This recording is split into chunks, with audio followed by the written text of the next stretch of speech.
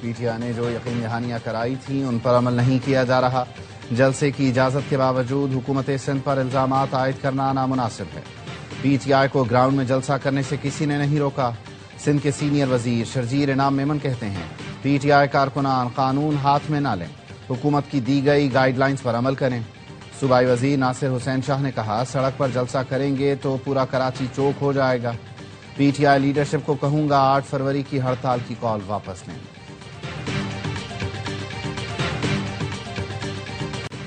کراچی میں پی ٹی آئی کا جلسہ، باغ جناح میں سیکیورٹی کے سخت انتظامات. پی ٹی آئی کارکنوں کے پتھراؤ سے 2 پولیس اہلکار زخمی. مشتعل افراد نے ٹی وی چینلز کی گاڑیوں کو بھی نقصان پہنچایا. وزیر اعلیٰ خیبر پختونخوا سہیل آفریدی کہتے ہیں باغ جناح پہنچ رہے ہیں، آج جلسہ ہر صورت کریں گے. سندھ کے عوام نے عزت دی، سندھ حکومت نے ٹوپی اجرت کی لاج نہیں رکھی. چیئرمین پی ٹی آئی بیرسٹر گوہر کہتے ہیں وزیر اعلیٰ خیبر پختونخوا کا دورہ سندھ کا آج آخری دن ہے، سندھ حکومت بدمزگی پیدا نہ کرے. سلمان اکرم راجہ نے کہا کراچی میں جلسے کے لیے پہنچنے والوں پر ظلم ڈھایا گیا، کارکنوں کو گرفتار کیا گیا. لوگ اپنے اوپر ہونے والے ظلم پر زیادہ عرصہ خاموش نہیں بیٹھیں گے. حلیم عادل شیخ نے کہا مزار قائد کے پبلک گیٹ پر جلسہ کرنے سے کوئی راستہ نہیں رکتا.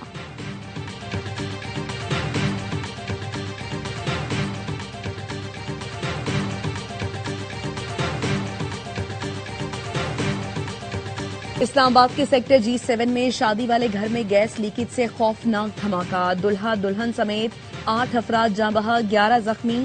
خوشیوں بھرا گھر ماتم کدہ بن گیا. گھر میں شادی کی تقریبات جاری تھیں کہ اچانک سلنڈر دھماکہ ہو گیا. دھماکے سے آس پاس کے گھر بھی شدید متاثر ہوئے. دلہا کے چچا نے بتایا رات کی شادی سے واپس آئے تھے، بھابھی بھتیجی کی بیٹی کی بھی جان چلی گئی. چیف کمشنر اسلام آباد کہتے ہیں دھماکہ گیس لیکیج کے باعث ہوا، وجوہات کا تعین تحقیقات میں ہوگا. صدر آصف زرداری، وزیر اعظم شہباز شریف اور وزیر داخلہ محسن نقوی کا گیس لیکیج دھماکے میں جانی نقصان پر افسوس کا اظہار. وزیر اعظم نے سیکرٹری داخلہ کو واقعے کی تحقیقات کی ہدایت کر دی.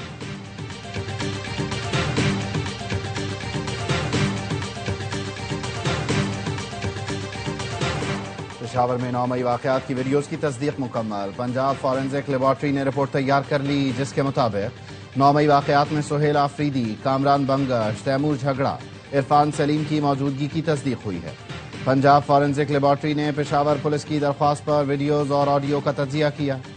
رپورٹ کے مطابق متعدد ویڈیوز میں کسی قسم کی ایڈیٹنگ کے شواہد نہیں ملے. چند ویڈیوز میں لوگو اور ٹیکسٹ کے اضافے کی نشاندہی کی گئی.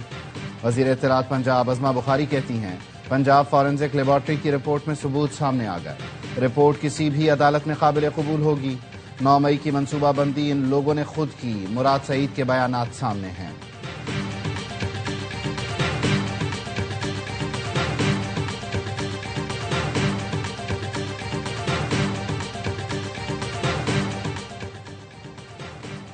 وزیر اعظم کا دسمبر میں ریکارڈ ترسیلات زر بھیجنے پر سمندر پار پاکستانیوں سے اظہار تشکر.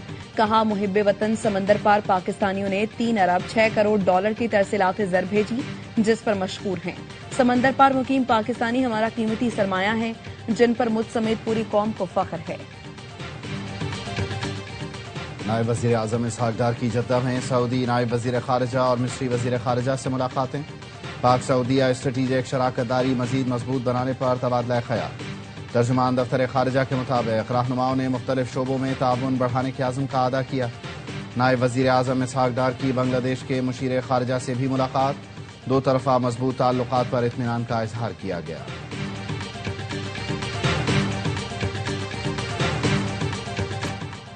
اسرائیل نے صومالی لینڈ کو تسلیم اور وزیر خارجہ بھیج کر صومالیہ کی بین الاقوامی تسلیم شدہ سرحدوں پر براہ راست حملہ کیا. پاکستان صومالیہ کی خود مختاری کا احترام اور حمایت کرتا ہے. صومالی لینڈ صومالیہ کا اٹوٹ انگ ہے، کوئی یہ حقیقت نہیں بدل سکتا. نائب وزیر اعظم اسحاق ڈار کا جدہ میں OIC وزرائے خارجہ کونسل اجلاس سے خطاب. کہا اسرائیلی وزیر خارجہ کا صومالی لینڈ کا دورہ انتہائی تشویشناک ہے. نائب وزیر اعظم اسحاق ڈار کی جدہ میں OIC سیکرٹری جنرل سے ملاقات. اسرائیل کی جانب سے صومالی لینڈ کو تسلیم کرنے کی سخت مذمت. کہا فلسطینیوں کی جبری بے دخلی سے متعلق کوئی تجویز مسترد کرتے ہیں.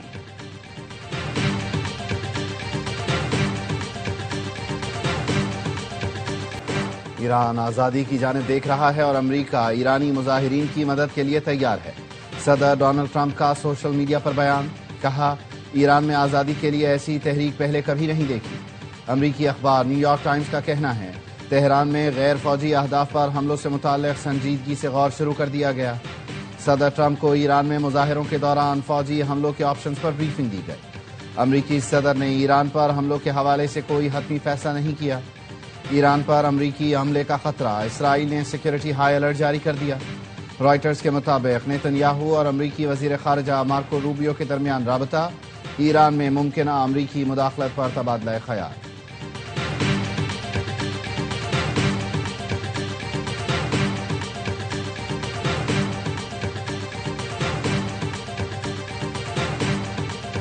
ایران میں مہنگائی کے خلاف احتجاج 180 شہروں تک پھیل گیا۔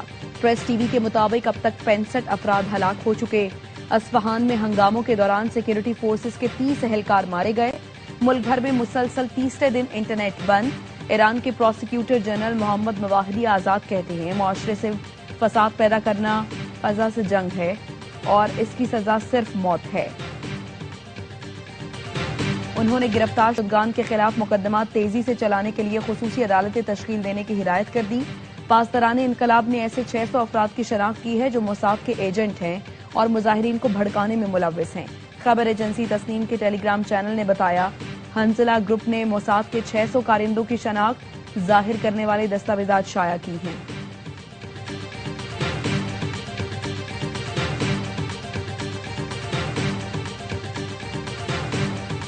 بلوچ یکجہتی کمیٹی فتنہ ہندوستان کا بظاہر سافٹ فیس مگر پراکسی کا منظم نیٹ ورک۔ بلوچ یکجہتی کمیٹی کا فتنہ ہندوستان کے لیے بھرتی، بیانیہ سازی اور معاشرتی سطح پر رسائی میں اہم کردار۔ سیکیورٹی اداروں نے بی وائی سی سے متعلق متعدد بار اہم شواہد پیش کیے۔ بی وائی سی نے مہرنگ بلوچ کی قیادت میں ہلاک دہشت گردوں کی لاشیں زبردستی لینے کی بھی کوشش کی۔ معاملے کو ذرائع ابلاغ نے شناخت اور قانونی عمل میں رکاوٹ ڈالنے کو مجرمانہ کوشش قرار دیا۔ D G I S P R بھی کہہ چکے جبری گمشدگی کے بیانیے کو منظم انداز میں بطور ہتھیار استعمال کیا جاتا ہے۔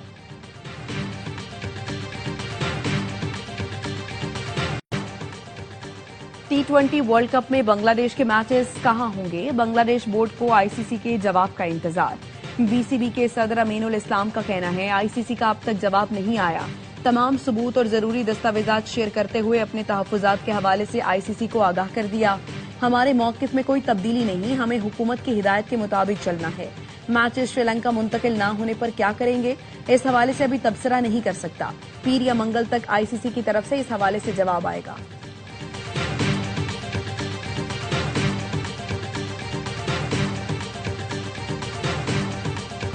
گمبولا میں پاک شری لنکا تیسرا اور آخری T20 بارش کے باعث ٹاس تاخیر کا شکار۔ قومی ٹیم کی بینچ اسٹرینتھ آزمائے جانے کا امکان۔ خواجہ نافع، عثمان طارق اور نسیم شاہ کو کھلایا جا سکتا ہے۔ 3 میچ کی سیریز میں شاہینوں کو 1-0 کی برتری۔ گرین شرٹس نے پہلا T20 6 وکٹ سے جیتا، دوسرا میچ بارش کی وجہ سے واش آؤٹ ہوا تھا۔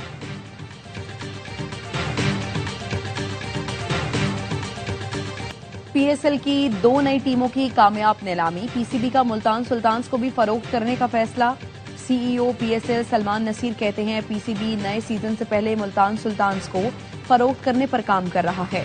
ذرائع کے مطابق ملتان سلطانز کے لیے جلد ٹینڈر جاری ہوگا۔ ڈرافٹ کے وینیو اور تاریخ کا باضابطہ اعلان جلد کیا جائے گا۔ پی ایس ایل کا 11واں سیزن 26 مارچ سے 3 مئی تک کھیلا جائے گا۔